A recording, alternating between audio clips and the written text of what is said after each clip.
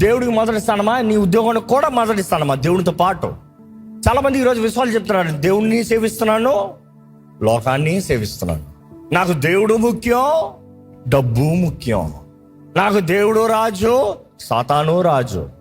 సాతాను అంటే సాతాను అని చెప్పరు. దేవుని స్థానంలో వేరే ఏది తీసుకొచ్చినా అది అపవాది కార్యమే. దేవునికి ద్రోహం చేస్తామే. యేసుని ఎరిగిన వారుగా, యేసుని కలిగిన వారుగా ఉన్నామా?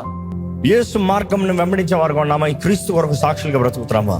ఈ లోకంలో ఎంత శిక్షణ, ఎంత ఇదైనా కొంతకాలమే.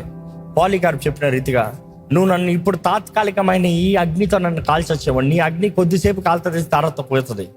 కానీ దేవుడు నిర్ణయించిన నిరంతరమైన అగ్ని, ఏదో ఒక నిమిషం వచ్చే భయానికి దేవుణ్ణి విడిచిపెడుతున్నారా? దేవుణ్ణి దూషిస్తున్నారా? లేకపోతే దేవుణ్ణి ఎరగనని చెప్తున్నారా? లేకపోతే నిత్య రాజ్యంలో నిరంతరమైన మరణము లేని ఆ రాజ్యం కొరకు సిద్ధపడుతున్నారా?